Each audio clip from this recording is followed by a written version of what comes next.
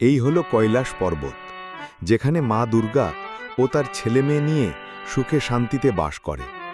মা দুর্গাপুজোর জন্য সে তার মর্তে বাবার বাড়ি যাওয়ার জন্য প্রস্তুত হচ্ছে। চলো দেখি সবাই কি করছে। মা দুর্গা হাঁটতে হাঁটতে মা লক্ষ্মীর কাছে যেতে লাগল। মা দুর্গার দেখতে গেল যে লক্ষ্মীর সাজগোজ কত দূর হয়েছে। গিয়ে দেখে, লক্ষ্মী, ও মা লক্ষ্মী, তোমার সাজগোজ কত দূর হলো? আমার এখনো সাজগোজ শেষ হয়নি মা। দেখো না, কোন লিপস্টিকটা দিলে আমাকে ভালো লাগবে কিচ্ছু বুঝতে পারছি না। তাই বলে মা লক্ষ্মী ঠোঁটে লিপস্টিক দিতে লাগলো। মা দুর্গা তা দেখে বলল, আচ্ছা ঠিক আছে মা লক্ষ্মী, তুমি তোমার ইচ্ছা মতো সাজো, কিন্তু হ্যাঁ, ষষ্ঠীর আগে যেন মামার বাড়ি পৌঁছে যাওয়া হয়। তারপর মা দুর্গা হাঁটতে হাঁটতে স্বর্গের বাগানের দিকে যেতে লাগল, যেখানে মা সরস্বতী ফুলের বাগানে বসে গান গাইছিল। বাজলো তোমার আলোর বেনু, মাতলো যে তোমার, বাজলো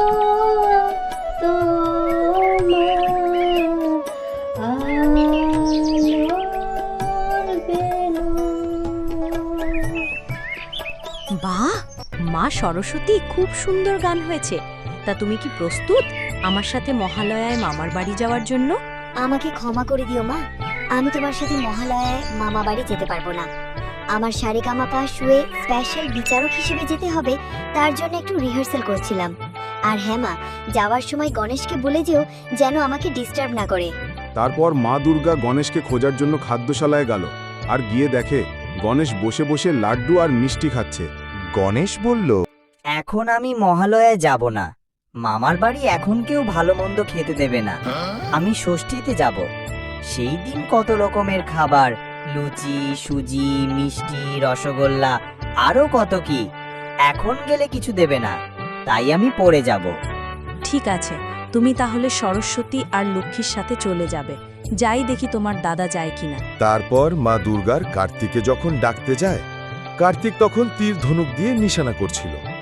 সে বলল, আমি এখন যেতে পারবো না মা, সামনে আমার অলিম্পিকের খেলা আছে, আমাকে ওখানে তীর ধনুকের কম্পিটিশন করতে হবে। আমি এখন যাব না, আমি ঠিক সময় মতন ষষ্ঠীতে পৌঁছে যাব। ঠিক আছে, তুমি ভাই লক্ষ্মী সরস্বতীকে নিয়ে সাবধানে পৌঁছে যাবে ষষ্ঠীর দিন।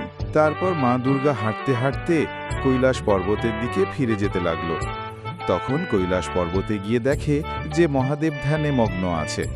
তারপর মা দুর্গা মহাদেবকে বললেন, শুনুন স্বামী, আপনি আপনার ছেলে মেয়েকে ষষ্ঠীর আগে মামার বাড়ি যেতে বলবেন। আমি একলাই মহালয়া যাচ্ছি। মা দুর্গা যখন মরতে যাচ্ছিলেন, তখন তিনি দেখেন যে নারদ ফুচকার স্টল দিয়েছে। মিষ্টি ফুচকা, দুই ফুচকা, ফুচকা ফুচকা, খাবে খাবে, কে খাবে? আরে ফুচকা ফুচকা ফুচকা।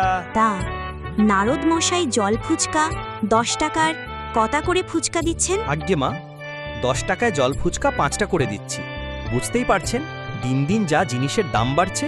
না না, তা হবে না।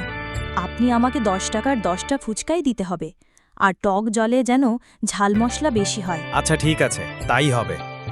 আপনি হলেন গোটা পৃথিবী মা দুর্গা, আপনি আমাদের এত বিপদ থেকে বাঁচার, আর আমি 10 টাকায় 10টা ফুচকা দিতে পারবো না? তাই আবার হয় নাকি? মা দুর্গা যখন ফুচকা খাচ্ছিলেন, তখন মহিষাসুর তাকে ফোন করে। হ্যাঁ হ্যালো, বল মহিষাসুর, কি করতে ফোন করেছিস? হ্যালো, কোথায় তুই? কি করছিস? তোর কি আর মনে নেই নাকি আজকে কি? তাড়াতাড়ি আয়, এসে আমাকে মেরে চলে যা।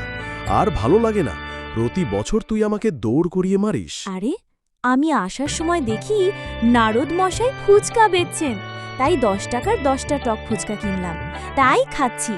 এই শোন, আসার সময় আমার জন্য একটা ডাবের জল নিয়ে আসিস তো। কেন? চাকর পায়া হে কিয়া? তোর জন্য ডাবের জল আনবো? এই, তাড়াতাড়ি আসবি। আয়, না আসবি তো নাই, আমার একটা জরুরি মিটিং আছে। আরে, তোকে কি ফ্রিতে আনতে বলছি? যদি আনিস আমি তো শিল্পায়ন করে দেব। কি কি শিল্পা শেট্টি? আরে ওটা শিল্পা শেট্টি না, শিল্পায়ন। তুই দাঁড়িয়ে থাকবি আর সবাই তোর গায়ের দিকে পাথর ছুঁড়ে মারবে, আর তা দিয়ে হয়ে যাবে তোর শিল্পায়ন। মা দুর্গা উড়তে উড়তে লেজার গান দিয়ে গুলি মারতে থাকে, Mahishasur, I am back. Ready হ মরার জন্য, আমি চলে এসেছি। এই এই দুর্গা, লেগে যাবে কিন্তু, লেগে যাবে বলছি। তবে তবে ঠিক আছে, এই দেখ আমার হাতে কি আছে, এই বোম দিয়ে আজকে তোকে উড়িয়ে দেব। মহিষাসুরের হাতে থাকা বোম নিজের হাতেই ফেটে যায়। তখন মা দুর্গা হাসে আর বলে, তোর বোম তোরই মতন ডুপ্লিকেট, না হলে নিজের হাতে ফেটে যায়। দেখেই বোঝা যাচ্ছে মেড ইন চায়না, কিন্তু আমারটা কোনো ডুপ্লিকেট না, একদম আসল খাঁটি মেড ইন ইন্ডিয়া। দুইজন লেবে পড়েছে যুদ্ধের ময়দানে। একদিকে মা দুর্গা আর একদিকে মহিষাসুর, যে যার মতো প্রস্তুতি নিচ্ছে। মা দুর্গার হাতে হাতা আর মহিষাসুরের হাতে লাঠি। উত্তেজনার মুহূর্ত। কি হতে চলেছে? মহিষাসুর যখন নিজের মায়া শক্তি প্রয়োগ করতে গেল, মা দুর্গা তার হাতে থাকা হাতা দিয়ে একের পর এক বাড়ি মারতে মারতে অবশেষে মহিষাসুর কুপকাত। মা দুর্গা ত্রিশূল দিয়ে বধ করল মহিষাসুরকে।